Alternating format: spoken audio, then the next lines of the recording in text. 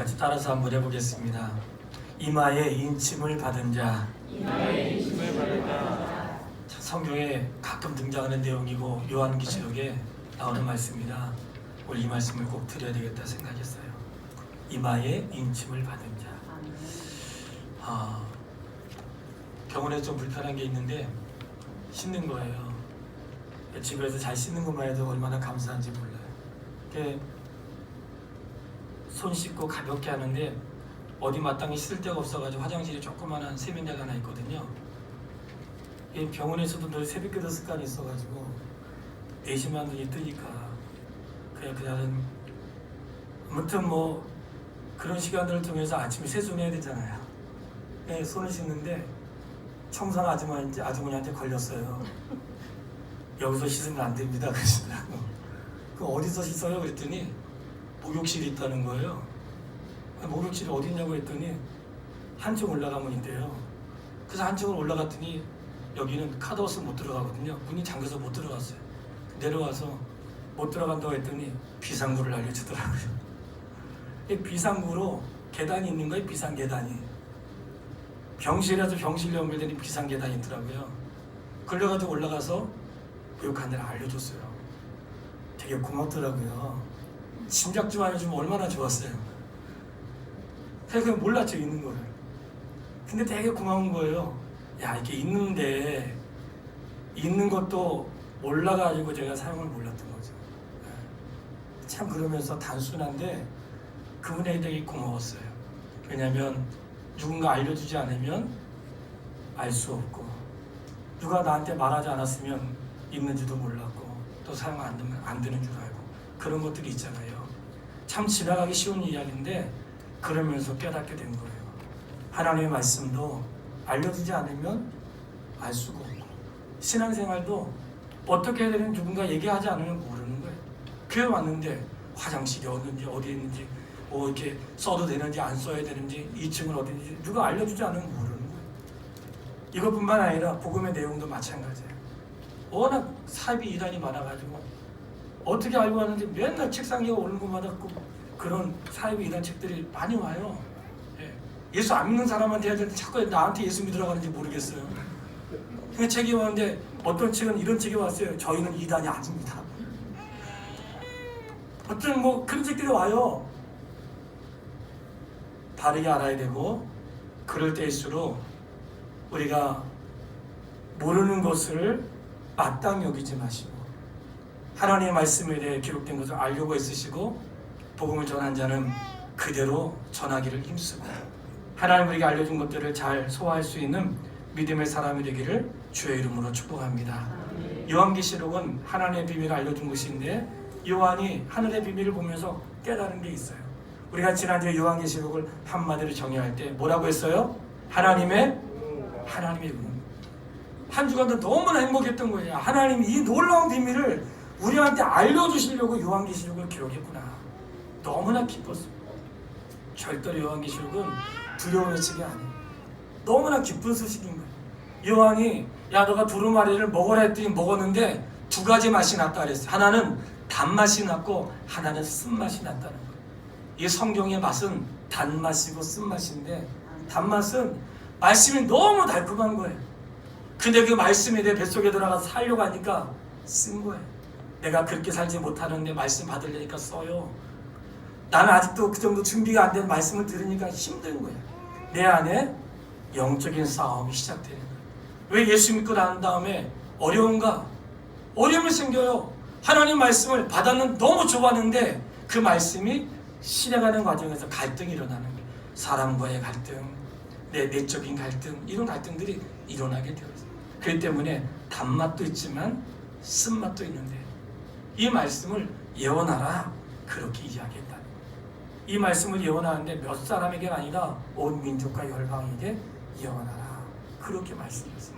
그리고 중간에 읽었던 말씀에 2 증인이 나오는데 이 2 증인이 구약에 있는 대표요 신약의 대표가 나와요.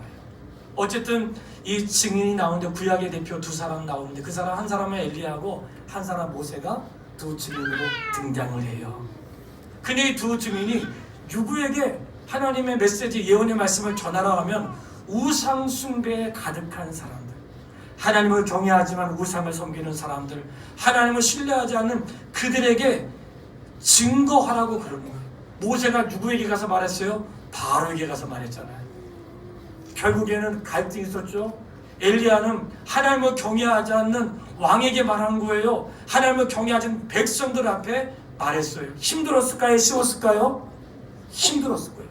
이 말씀을 증인에 대한 모습을 보면서 깨달은 거예요. 우리가 너무나 쉬운 곳에서 예수 믿는 사람끼리 좋은 분위기 속에서 다 아는 사람들에게만 전하니까 쉽지요. 실상 이 복음이 누구에게 전해졌는가? 우상 숭배로 가득한 사람들에게, 하나님을 경외하지 않는 자들에게, 불신한 자들에게, 믿지 않는 자들에게, 그들에게 하나님 말씀을 전할 때 그 환경이 얼마나 어려웠겠어요. 성도님들이 일상을 살면서 믿지 않는 남편하고 신앙생활하기 얼마나 어렵겠어요. 믿음이 없는 가족들, 믿지 않는 그런 동역자들과 그 직장인들, 아무튼 내 주변의 사람들과 하기가 얼마나 어려울까. 참, 그런데도 요한계시록에 있는 말씀을 더불어 말하며, 그럼에도 불구하고 인내하며 하나님의 계명을 지키고 예수를 믿는 주의 자녀들을 주의 이름으로 축복합니다. 그럼 증인들의 삶이 있었는데, 이 증인들의 삶은 하나님 말씀을 잘 듣는 백성들에게만 전한 거 아니었다는 거예요. 이렇게 말씀을 잘 귀를 기울여 성도에게만 전한 게 아니라 말씀을 듣지 않고 우상 숭배한 자들에게 전했더니 반응이 좋지 않았죠. 그럼에도 불구하고 그들을 통하여 하나님 말씀을 증거하게 하시고, 그리고 이를 이루셨다는 것을 보게 되는 거예요. 우리가 하나님 말씀을 통해 깨닫는 것은 내가 신앙생활 할 수 있는 가장 좋은 환경이 주어지지 않아도 하나님 말씀으로 견고하게 서게 되기를 바랍니다. 이제 이 우리가 읽었던 한 주간의 말씀 가운데 한 4가지로 정리를 했는데, 그 첫 번째는 지금 말씀드린 것처럼 이 말씀을 전하는데 쓴맛과 단맛이 있고, 이것을 증거하는 데 있어서 하나님의 말씀을 귀 기울여 듣는 사람들에게만 전한 게 아니라 이렇게 우상이 가득한 하나님을 경외하지 않는 자들에게도 증거하여 말씀을 듣겠다. 그리고는 이제 하나님의 심판이 시작이 돼요. 참 무섭죠. 심판이 시작하는데 천사를 통해 나팔을 불라 하고, 이제 그 봉해졌던 7가지의 심판이 시작이 되는 거예요. 그런데 심판이 시작되는 8장부터 심판에 이제 되어질 거 시작하는데, 심판을 시작하기 전에 8장에 먼저 등장하는 게 있어요. 한번 따라해 보세요. 성도의 기도와 합하여. 심판이 막 시작될 건데, 앞으로 있을 심판을 첫 번째 재앙, 두 번째 재앙이 막 시작되기 전에 나타난 것이 뭐냐면 성도의 기도와 합하여. 이게 먼저 등장을 해요. 천사들이 하나님의 보좌 앞으로 향기를 가져가는데 그 향기가 성도의 기도였다는 거예요. 성도의 기도가 하나님께로 가는데 그 기도와 합하여 하나님의 심판이 시작이 되는데, 이 성도들의 기도를 하나님이 들으시고 그리고 그 일을 행하시는데, 아주 기가 막힌 거는요, 8장 1절로 딱 시작할 때 이렇게 시작이 돼요. 7째 인을 떼었을 때 하늘이 반 시간쯤 고요하더니. 어떻게 됐다고요? 고요했대요. 이 고요한 것은 구약으로 말하면 제사를 지낼 때, 하나님께 제사를 지낼 때 불을 피고 하는 그 시간들이 있었는데, 그것을 성도의 기도라고 신약에 설명을 했다는 거예요. 그런데 향으로 올라가는 그때에 하늘이 반 시간쯤 고요하더니, 하나님의 말씀을 전하는데 우레와 같은 소리로, 이렇게 큰 소리로 말씀하시잖아요. 근데 하늘이 고요했다는 거예요.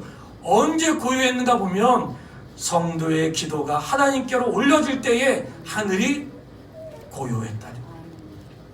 이게 뭘까요? 하나님이 나의 기도의 소리를 들으시려고 하늘을 조용히 시키신 거예요. 너무 감동이 된 거예요. 물론 하나님이 시끄럽게 한다고 못 듣는 거 아니죠. 하나님 다 들으세요. 여러 사람에게 다 들으십니다. 이것은 순전히 우리가 이해하기 쉽도록 기록하신 거예요. 하늘이 지금 너의 기도를 들으려고 조용히 하고 있다. 하나님 우리의 기도를 들으시려고 조용히 해. 좀 이러잖아요. 소리 안 들려 좀 조용히 해. 우리 편에서 하나님 다 들으시는데 우리 편에서 이해하기 쉽도록 하나님 우리 기도를 들으시려고 하늘을 조용히 시키세요. 근데 여기에 중요한 게 있습니다. 우리 기도를 들으시는데 우리의 기도 내용이에요. 하나님이 성도의 기도와 합하여 하나님의 뜻을 이루어서 이 땅에 우리처럼 천둥처럼 번개처럼 그 일을 행하시는데, 그럼 하나님이 기뻐하시는 기도를 우리가 드려야 되겠죠. 하나님이 원하시는 기도를 드려야, 내가 원하는 것이 아니라 하나님이 원하시는 기도를 드릴 때 그 기도가 성도와 합하여 이 땅에 행해진다는 거죠. 그러니 나의 기도와 태도가 하나님이 기뻐하시는 기도를 드릴 수 있는 그런 믿음의 기도가 되기를 바랍니다. 내가 하나님이 내 안에, 내가 그분 안에 있다는 게 뭐예요? 하나님과 하나가 되었다는 거 아니에요. 우리가 결혼해 살면서 부부가 생각이 하나가 되고 마음이 하나 되는 것 쉽지 않아요. 그런데 처음에는 안 맞지만 세월 속에서 양보도 하고 또 따라가기도 하고 하면서 맞아가지고 나중에는 눈빛만 봐도 알게 되잖아요. 신앙생활도 그래요. 요한계시록 시작할 때 뭐라고 했어요? 하나님과 사귐이 있는데, 하나님과 사귐 가운데 있을 때 우리가 처음에는 안 맞을 수 있어. 하나님의 뜻이 내가 살아온 삶에 그런 게 있잖아. 안 맞는 거예요. 주님이 내 안에 계시고 내가 주님 안에 있다 보니까 그분의 생각으로, 그분의 삶으로 마음이 다듬어지고 가까워지면서 하나가 되는 거죠. 그러니 나의 기도가 어떻게 돼요? 하나님이 기뻐하신 기도를 어느 날 드리게 돼요.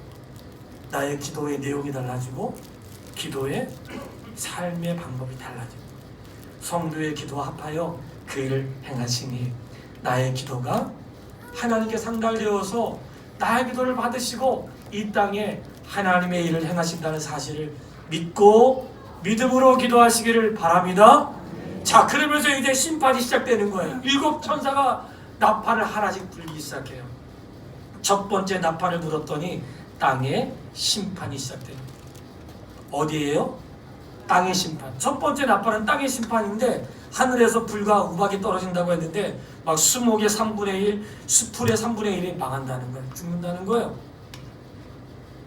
사람이 자연의 도움을 받고 있는 거 아시죠? 첫 번째 재앙은 땅에 떨어졌는데 결국 땅에 떨어져서 사람에게는 해롭지 않았지만 결국 자연을 통해 사람이 어려움을 겪게 돼요. 두 번째 심판은 바다에 떨어졌어요. 바다에 떨어졌는데 바다에 떨어지면서 바다에 사는 생물들의 3분의 1이 죽고 그 다음에 배가 파괴가 되는 거예요. 그럼 바다의 생물 누가 먹어요? 사람이 먹잖아요. 그러니 첫 번째는 땅에 떨어지고, 두 번째 심판은 바다에 떨어진 거예요.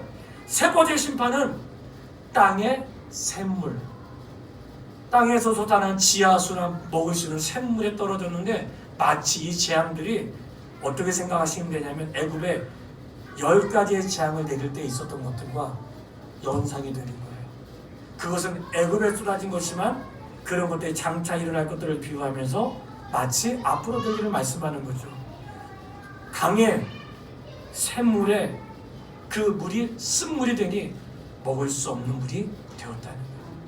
그리고 네 번째 심판은 하늘에서 일어나는데 하늘의 별들이 떨어지고 막 어두워진 일들이 일어난다는 거예요. 땅에, 바다에, 그리고 샘물에, 하늘에 어디 하나 피할 구멍이 없는 거예요. 이런 심판이 첫 번째, 두 번째, 세 번째, 네 번째 일어나는 이것은 독수리가 날아가면서 얘기하기를, 야, 지금까지는 아무것도 아니야. 앞으로 더 큰 화가 있을 것이다. 화로다, 화로다, 화로다. 그러면서 앞으로 더 큰 화가 있을 것이라 말하는데, 이 화는 무엇이냐면 자연에 떨어지는 게 아니고 사람에게 직접적으로 어려움이 있을 것이라고 하는 예고를 한 거예요. 자연재해도 우리의 큰 일인데 이제는 자연이 아니라 사람에게 직접 그 일이 있을 것이라는 거예요.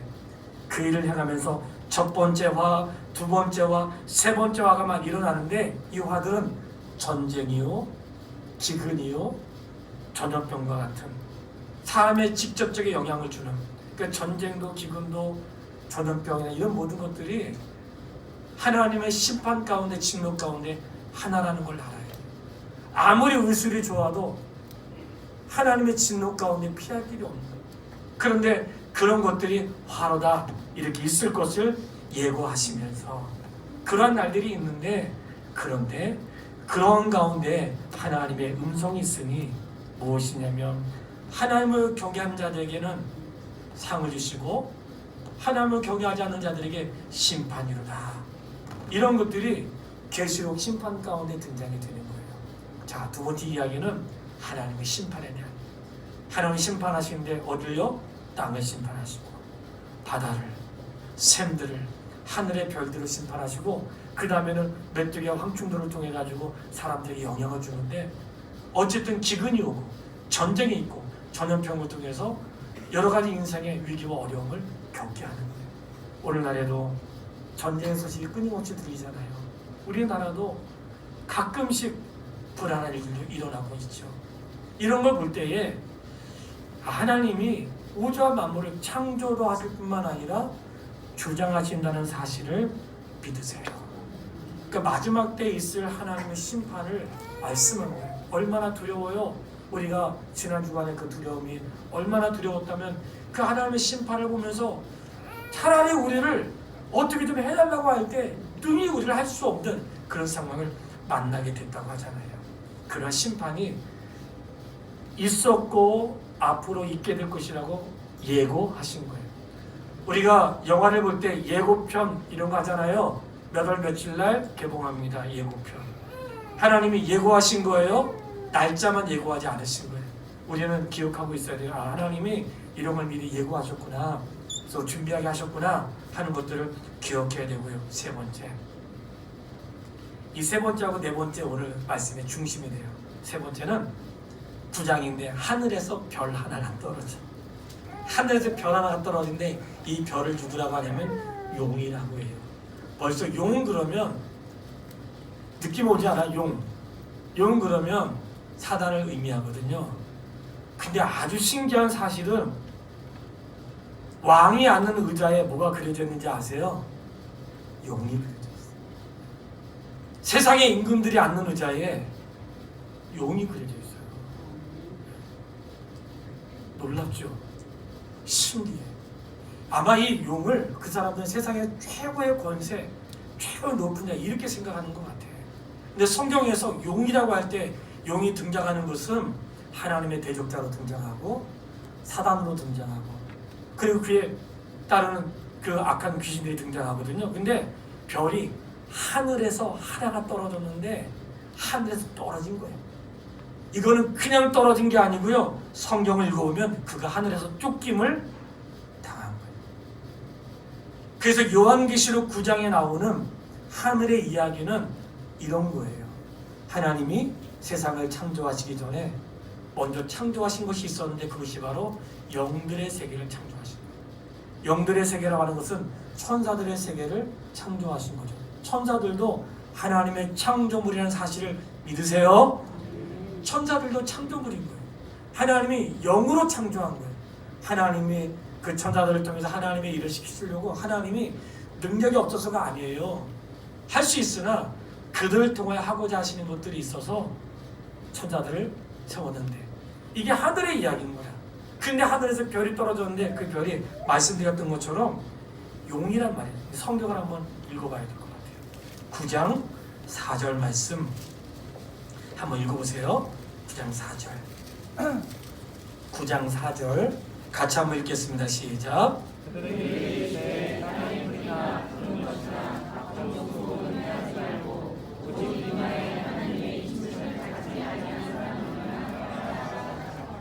아멘. 자, 오직 이마에 인침을 받지 아니한 사람들만 어떻게 하라고요?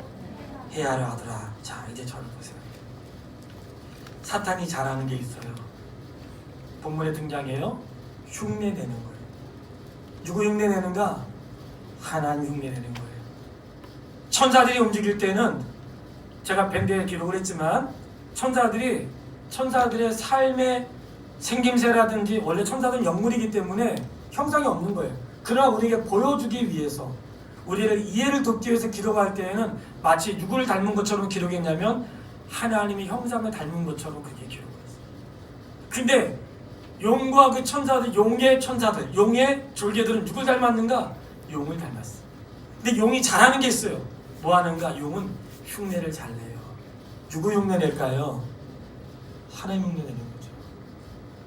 용이 아니고 하나님 흉내 내는 거예요. 마치 자기가 하나님 것처럼 흉내 내는 거예요. 그래서 하나님 흉내를 잘 내요. 그 뒤에 용의 모습들이 나오는데 양의 탈을 쓴 용의 모습이 나와요. 실제는 양이 아닌데 양의 탈을 쓰고 그 사람들을 거짓 선지자라 하는 거예요. 어쨌든 이마에 인을 받지 아니한 사람들만 해하라 그랬어요. 자, 아주 재밌는 말씀이에요. 사단은 하나님을 경외하지 않는 모든 사람들이 다 사탄의 사람들. 이 말은 아직도 구원에 받지 못했지만 그들 가운데 구원할 하나님의 사람들은 사단의 사람은 아니겠죠. 사단이 자기 편이 많아. 자기가 좋아해. 그리고 뒤에 보면 막 자기를 경배하게 하여 사단이 말이죠. 죽었다가 살아난 거예요. 사단이.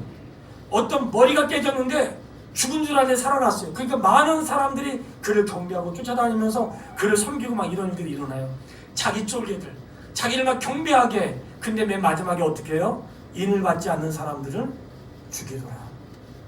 이게 바로 사단이 하는 일이에요. 사단이 무엇을 흉내내냐면 인을 받지 않는 자라고 했는데 사단도 사단의 인이 있다는 거예요. 이거는 이마에 새기는 인이 아니에요. 성경에 나올 때 인 맞은 사람 666 숫자 이런 거 나오잖아요. 그것은 666이라는 수를 이마에 새긴다는 그런 뜻이 아니에요.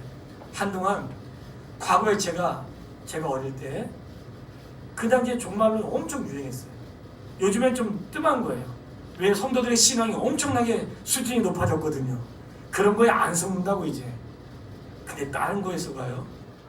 근데 안 속는데 과거에 666을 뭐라고 했냐면 제가 어릴 때 바코드라고 했어. 예, 앞으로 바코드가 생기니까 바코드가 666이라고 했어요. 근데 지금 그러면 우리 다 바코드 쓰고 있잖아요. 그런 거 아니에요. 666이라는 사람들이 오해하는 게 있어요. 이마에 이런 뜻을 성경에 말할 때 성경 우리에게 말하는 것은 어떠한 정부나 국가에서 인을 주는 게 아니에요. 성경은 그걸 말하는 게 아니에요. 물론 기록할 때에 잠시 로마 시대에 그런 때가 있었대요. 이건 내 기록을 통해서 로마가 워낙 큰 나라니까 그래 너희들의 수치를 우리가 다 인정해. 다 인정하는데 1년에 한 번만 와가지고 로마의 황제에게 예배한다고 해. 우리가 인증서 써줄 거야. 그럼 너희가 원하는 거 어떤 거 해도 괜찮아. 그런 때는 있었다는 거예요. 과거에. 국가가 그렇게 하지 않는, 여기서 인이라고 하는 것은 국가에서 주는 걸 말하는 게 아니고요. 악한 어둠의 세력이 하나님 흉내내서 자기의 사람들에게 인을 친다는 것을 말하는 거예요. 실제 이마에 새긴다는 게 아니에요. 오해하지 않게 되길 바라요. 그런 게 아니에요. 우리 하나님의 성령의 사람들이 있는 걸 우리가 어떻게 알아요? 삶을 통해서 알게 되는 거예요. 인 맞았다고 하는 것은 하나님이 인쳤다는 것은 내가 하나님의 사람을 했다는 건데 사단도 자기 사람들에게 인을 친다는 걸 말씀드리려고 하는 거예요. 그런데 사단은 하는 역할이 파괴하는 일이고 죽이는 일이고 망하게 하는 일을 한다는 거죠. 바로 그런 것들이 사단이 하는 일이에요. 그러니 사단이 막 그렇게 했는데도 사람들이 막 일어나서 우상을 섬기고 막 절을 하고 그런 일들이 있어요. 20절 21절 말씀 한번 읽어보세요.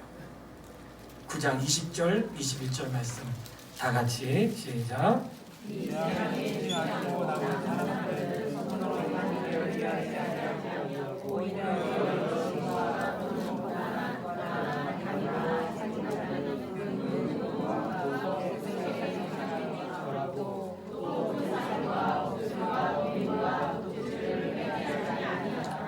뭘 하지 않았다 그랬어요? 한번 따라해보세요. 회개하지 아니하더라. 이 사람들이 그런 일들이 있는데 회개를 안 해. 그리고 우상을 섬기고 심지어는 음행을 행하고 도둑질하는데도 회개를 안 해. 회개가 없어. 오늘날 회개를 잃어버렸어요. 사랑하는 여러분, 회개해야 됩니다. 회개 잃어버리면 안 돼요. 회개하라 천국이 가까웠습니다. 회개해야 되는 거예요. 회개는 하나님께로 돌아서는 걸 회개라고 하는 거예요. 제가 어제 깜짝 놀랄 일이 있었는데 아이들한테 얘기했거든요. 동민 아파트에서 걸어오는데 갑자기 차가 달려 들어가 제가 교통사고 날 뻔했어요. 근데 제가 워낙 날렵하잖아요. 그래가지고 한 발짝 뒤로 후진해가지고 안 다쳤어요. 예. 근데 이 사람이 딱 그러지, 아니 신호를 어기고 이렇게 오면 어떡하냐 제가 그랬더니 여기가 비보호라요. 그러시더라고. 아니 비보호도 사람이 없을 때, 차 없을 때가 비보호지. 근데 제가 뭘 얘기했냐면 저 같은 상황이라면 그랬을 것 같아요. 성도님들 만약에 다치지는 않지만 저 같은 상황이면 제일 먼저 그랬을 것 같아요. 혹시 다친 데 없으세요? 이랬을 것 같아요. 그런 말을 안 하시더라고. 내가 목사만 아니었으니 멱살을 잡고 이렇게 하고 싶지만 혹시 성도 중에 보는 사람이 있을까 봐. 근데 그런 말을 안 하는 거야. 내가 바빠가지고 말이죠. 뭐 차에서 내리지도 않고. 근데 그 사람만의 문제가 아니고 그런 마음이 들어요. 원래 사람들의 마음이 강박해서 회개라는 걸 들어요. 사랑하는 여러분, 회개가 삶이 되기를 바래요. 회개는 내가 죽었다 뭐 나는 나쁜 사람이 그런 뜻이 아니야. 날마다 하나님 말씀을 읽다가 회개할 것이 생각나거든 회개하십시오. 말씀을 읽다가 깨닫게 되거든 깨달은 말씀 가지고 회개하십시오. 회개해야 돼요. 사람들이 갈수록 회개를 안 해. 잘못을 인정하지 않는 거예요. 그런데 용에 있는 사람들이 나타난 증상이 회개하지 않는다는 거예요. 그렇게 했는데도 회개를 모른다는 거예요. 그런 일들이 아무튼 있어요. 어떤 거짓 선지자들 통해서 그런 일들이 있는 거예요. 그냥 중간에 생략하고요. 그런 일들이 있는데 이 용이 해하려고 하는 것이 있었으니 그게 무엇이냐면 여자가 해산하는 아이를 용이 해하려고 했는데 여자가 해산한 아이가 바로 오늘날 교회를 말하는 거예요. 여자가 해산하려고 하는 아이를 삼키려고 하는데 그게 바로 오늘날 교회예요. 그러니까 성경에서 요한계시를 읽다가 여자가 해산하는 아이가 9장 이후에 나오거든요. 교회를 지금 해산하려고 하는구나. 그런데 그 해산한 아이를 잡아먹으려고 용이 기다리고 있어요. 그리고 아이가 해산하고 한 거를 하나님이 보호하세요. 그때 보호한 것으로 엄청난 기적을 일으켜가지고 그쪽으로 막 물을 쏟아보내. 그런데 땅이 열리면서 물이 다 들어가. 그건 무슨 영화 보는 것 같죠? 그런 일들을 기록하면서 하나님이 교회를 보호하신다는 거예요. 사단의 역할은 교회를 박해하고 곤란에 빠뜨리고 어려움. 교회라고 말할 때 늘 말씀드리죠. 교회는 성도를 말하는 거라고 했어요. 성도가 해산하길 기다렸다가 해산하면 가만두지 않는 거예요. 예수 믿는 사람들 교회에 어려움이 있어요. 사단이 가만두지 않는 거예요. 뭐 좀 잘 되려고 하면 어려움이 있어. 가만두지 않는 거예요. 배 아픈 거야. 꼴 보기 싫은 거야. 그러니까 어려움이 있는 거야. 이거 하나님 왜 그러세요? 이렇게 생각하면 안 돼요. 정말 하나님을 경외하는 자에게 어려움이 있을 수 있어요. 어려움이 있을 수 있어요. 그런데 그런 일이 많이 일어나는데 왜 그러냐면 자꾸만 그런 일이 있는 거예요. 근데 그때마다 하나님이 보호하세요. 보호해서 교회를 보호하신다는 뜻을 말씀하고 있는 거예요. 하나님이 교회를 보호하신다는 사실을 믿으세요? 교회를 보호하시는데 이 교회를 보호한다는 것은 예배당 건물을 보호한다는 뜻이 아니에요. 예배당 건물을 보호한다는 게 그랬으면 예루살렘 성은 가만히 있어야죠. 무너지면 안 되죠. 예배당 건물은 지금도 요즘에 시진핑 주석이 이상해져가지고 기독교 엄청 박해하고 있습니다. 지금 중국에 지금 예배당 건물 많이 부시고 있어요. 네. 지금 제가 알고 있는 선교사님하고 연락이 안 돼가지고 연락이 안 되는 거예요. 지금 모르겠어요. 잘 있겠죠. 연락이 안 돼. 근데 지금 그런 일이 있어요. 예배당 건물 막 부셔요. 폭파시켜요. 막 그런 영상들 막 돌고 그래요. 그런데 하나님이 보호하신다는 것은 예배당 건물을 보호하신다는 게 아니에요. 그들이 가지고 있는 믿음, 그들의 속에 있는 신앙, 예수 그리스도 인생의 구주로 고백하는 그 신앙을 하나님이 보호하세요. 내 인생에 아무리 힘들고 어렵고 인생에 고난이 와도 나에게 그 믿음을 잃어버리지 않는 신앙을 하나님이 지키십니다. 건물과 위기에 어려움이 올 수 있어요. 때로는 육체의 고난이 올 수도 있어요. 내 삶의 위기가 올 수도 있어요. 그런데 그것으로 인하여 믿음을 빼앗기지 마시고, 하나님 우리를 보호하시는데 보호하시는 건 건강이 아니에요. 그것도 하시지만 진짜는 그가 그리스도 예수로 믿었던 신앙의 고백, 그 고백을 잃어버리지 않도록 하나님이 보호하세요. 입맞은 자들인데 이 입맞은 자들은 사단에게 입맞은 자들도 있다는 거예요. 사단에게 입맞은 자들, 오늘 읽었던 13장 16절 13장 16절 오늘 앞에 있는 말씀 같이 한번 13장 16절부터 18절 말씀까지 다시 한번 읽어볼게요. 시작. 그가 모든 자, 작은 자나 큰 자나 부자나 가난한 자나 자유인이나 종들에게 그 오른손이나 이마에 표를 받게 하고, 누구든지 이 표를 가진 자 외에는 매매를 못하게 하니 이 표는 곧 짐승의 이름이나 그 이름의 수라. 지혜가 여기 있으니 총명한 자는 그 짐승의 수를 그것은 사람의 수니 그 수는 666이니라. 아멘. 이건 숫자를 의미한다기보다는 어떤 입맞은 상태를 얘기하는 거예요. 예. 자기 것으로. 그런데 큰 자나 작은 자나 부자나 가난한 자나 자유인이나 종들에게 큰 자로 살든지 작은 자로 살든지 기업 회장으로 살든지 회사원으로 살든지 사는 모습은 다르지만 끝에는 그게 중요하지 않습니다. 살아가는 날 동안에는 좀 유익할 수 있어요. 살아날 때 좀 더 잘 살 수 있어요. 큰 자나 작은 자나 좀 차이가 있을 수 있어요. 근데 그것으로 인생이 결정되는 거 아니에요. 뭐라고 말씀하냐면 이마에 표가 있는 자인데, 사단도 사단의 표가 있고 하나님의 표가 있는데 그 표는 하나님의 성령을 인친 사람들. 기억하세요? 내가 부자로 살거나 가난하게 살거나 이거는 삶의 방법인 거예요. 그럴 수 있어요. 건강하게 살 수 있고 어렵게 살 수 있어요. 그럴 수 있는 거예요. 또 누리고 살 수 있고 여행 못하면 살 수도 있어요. 그럴 수 있어요. 세상은 그럴 수 있는 거예요. 그런데 진짜 중요한 건 그 사람이 이미 맞았는가 맞지 않았는가, 이게 중요해요. 그러면서 14장에 가서 14만 4천의 하늘에 대한 이야기가 나오는데 14장 1절 말씀을 한번 읽어보세요. 14장 1절 다 같이 시작.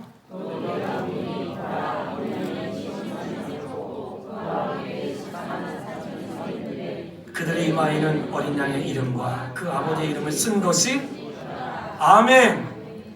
그 이마에는 어린 양과 그 아버지의 이름을 쓴 것이 이게 하나님이 인치신 거거든요. 우리가 성도가 믿는 것은 얼굴 봐서 모르잖아요. 하나님이 인치면 하나님의 성령이 내 안에 계신 것을 인쳤다고 하는 거예요. 네. 하나님이 내 속에 나와 함께 하시고 나를 인친 것을 확신하시기를 바라요. 염려하지 마시고 인쳤다는 거예요. 그 인친 자들에 대한 이야기가 나오는데 여기서 결론의 말씀을 드리겠습니다. 하나님이 인을 치시는데 그 인친 사람들의 삶이 4절로 5절 말씀이 있고 오늘 새벽에 이 말씀을 나눴어요. 그들은 여자와 더불어 4절에 있는 말씀, 이 사람들은 여자와 더불어 더럽히지 아니했고 순결한 자인데 어린 양이 어디로 가든지 따라가는 자며 사람 가운데서 속량함을 받아 처음 입은 열매로 하나님과 어린 양에게 속한 자들이니, 하나님께 속한 자들이죠. 그 입에 거짓말이 없고 흠이 없는 자들이더라. 아멘. 솔직히 이 말에 부끄럽죠. 거짓말이 없고 흠이 없는 자들이더라. 부끄러워. 그럼에도 불구하고 말씀을 드릴 수 있는 것은 우리가 하나님의 형상을 닮은 사람들이기 때문에 자꾸만 주님 닮아가야 됩니다. 자꾸 주님 닮아가야 돼요. 이런 말씀 읽을 때 내가 다시는 거짓말하지 말아야지, 이런 마음 갖는 게 옳은 거예요. 내가 이렇게 살아야지 옳은 거예요. 어린 양이 어디로 인도하든지 따라가는 자며. 사랑하는 성도 여러분, 우리가 정말 잘해야 될 것이 있습니다. 양은 판단을 하지 않습니다. 양은 따라가는 것이에요. 이거는 양을 무지하게 만드는 게 아니에요. 오해하면 안 돼요. 이 말은 목사 대적하지 말고 따라와라 그런 뜻 아니에요. 목사가 잘못하면 따라가면 안 됩니다. 다만 대목까지는 아니어도 찾아와야죠. 절대로 그런 뜻이 아니에요. 양은 목자의 음성을 듣고 따라간다고 했잖아요. 왜 그럴까요? 양은 목자를 신뢰하는 거예요. 그렇기 때문에 그분의 음성을 듣고 따라가는 거예요. 사람의 우리는 실수가 많아요. 온전하지 않습니다. 정말 그래서 괴로워요. 근데 그것도 우리 인생이라. 너무나 마음 아픈 것은 누구를 비난하고 싶지 않아요. 뭐 교단에서 큰 교회가 그냥 교단에서 재판 잘못했다고 교단 만든다 그러더라고요. 따로 나와가지고. 그런 걸 들어서 진짜인지는 모르겠어요. 진짜가 아니었으면 하고 바람인데 진짜인지 모르겠어요. 그런데 그런 말을 들을 때마다 괴로워. 마음에 무거움이 있어요. 우리는 온전하지 않습니다. 근데 양은 판단하지 않아요. 양은 판단하는 게 아니라 목자를 따라간다는 거예요. 왜 그럴까요? 그와 같은 목자가 없고 그와 같은 완벽하신 분이 없는 거예요. 우리는 주님을 판단하면 안 됩니다. 주님이 하신 일에 대해서 판단하면 안 돼요. 우리는 그저 주님을 따라가는 거예요.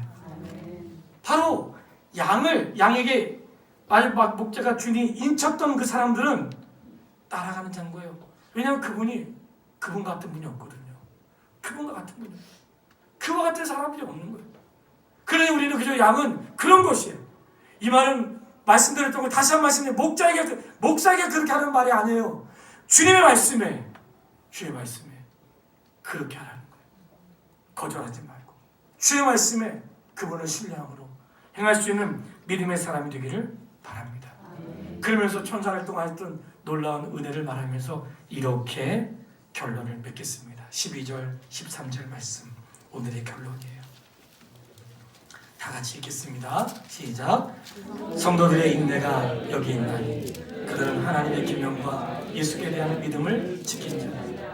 또 내가 들으니 하늘에서 음성이 나서 기록하라. 지금 이후로 주 안에서 죽는 자들은 복이 있도다 하시네. 성령이 이르시되 그러하다 그들의 수고를 그치고 쉬리니 이는 그들이 행한 일이 따름이라 하시더라. 아멘. 지금 이후로 주 안에서 죽는 자들은 복이 있도다. 그 사람은 어떤 사람들의 인내하며 살았던 사람들이고 하나님의 계명을 지키고 예수님에 대한 믿음을 지켰던 사람들이었어요. 주 안에 죽는 자들이 복이 있도다. 어떤 자예요? 나이 어려서 죽으면 저주받은 거예요? 아닙니다. 오래 사는 것만이 복이 아닙니다. 어떤 사람은 건강하지 못해서, 어떤 사람은 병들어서, 어떤 사람은 사고로, 어떤 사람은 순교로 다양한 모습으로 인생을 마쳐요. 그 사람의 인생의 끝이 어떻게 되든지 그게 중요한 거 아니에요. 더 중요한 것은 주 안에서 죽는 자들이 복이 있도다. 주 안에 있는 게 중요해요. 건강하면 더욱 좋겠죠. 건강하지 않아도 오래 살면 더욱 좋겠죠. 오래 살지 못해도 주 안에서 죽는 자가 복이에요. 내가 그리스도 예수 안에 있는 것이 복이에요. 주 안에 있는 게 복인 거예요. 주 밖이 아닙니다. 주 안에 있는 하나님의 사람으로 서게 되기를 바랍니다. 감사한 것은 우리 성도님들과 이렇게 하나님 말씀을 전하고 들을 수 있다는 게 기쁘고요. 이제 한 해를 마치게 되면서 제가 우리 아들 딸 이야기를 가끔 하는데 죄송해요. 이게 말씀과 연결될 때 거기에 그냥 교훈 삼아서 하는 것이니까 참고하시기를 바라고. 딸이 문자가 왔는데 자기가 숙제를 냈는데 숙제를 교수님이 가져가 버리신 거야. 너무 잘했다고. 세상에 그런 딸이 있더라고요. 근데 거기에 이렇게 썼던 거예요. 그러면서 교수님이 그걸 가져가서 이거는 압수 이렇게 했다는 거예요. 근데 제가 오늘 이 말씀을 읽고 있었거든요. 뭘 깨달았겠어요? 하나님, 나도 좀 압수당하고 싶습니다. 자, 하나님께 압수당하면 안 될까요? 야, 내가 너는 세상에 돌려보내고 싶고 난 너를 세상에 돌려보내고 싶지 않다. 얼마나 좋겠어. 하나님이 지목한 사람들. 오늘 성도는 그런 사람들이에요. 오늘 주의 자녀들은 그런 사람들이에요. 세상에 돌려보내고 싶지 않고 영원히 함께하고 싶은 그런 사람들. 우리가 장차 아버지의 나라에서 영원히 함께할 그날을 꿈꾸기를 바랍니다. 하나님 우리 압수하신 거예요. 빼앗기지 않는 거예요. 인친 사람들은 사단이 터치할 수 없다는 사실을 기억하고 그런 거 요동하지 마세요. 사단은 하나님의 대적자가 아니에요. 하나님의 피조물이라는 사실을 기억하고 이 땅에 그 누구도 하나님의 대적자는 없어요. 하나님의 인친 사람들, 그 사람들은 하나님이 보호하시고 끝까지 책임진다는 것이 계시록의 기록이야. 그러니 세상에 첫 번째 화, 하늘의 땅에 화가 있고 바다에 화가 있고 그 다음에 샘들의 화가 있고 하늘의 별들의 화가 있고 전쟁과 기근과 전염병이 일어나도 염려하지 마세요. 하나님의 사람으로 인친 사람들, 주 안에 죽는 자들이 복이 있도다. 인생에 위기 어려움이 있을 수 있지만 인친자는 하나님 보호하시고 책임져 주십니다. 교회가 해산의 수고가 있어도 그 하나님의 은혜가 있는 것이에요. 그 속에서 경박의 소식을 바라고 조금 어려움이 있어도 인내하시고 승리하면서 기쁨으로 서게 되기를 주의 이름으로 축원합니다. 기도하겠습니다. 아버지 하나님 고맙습니다.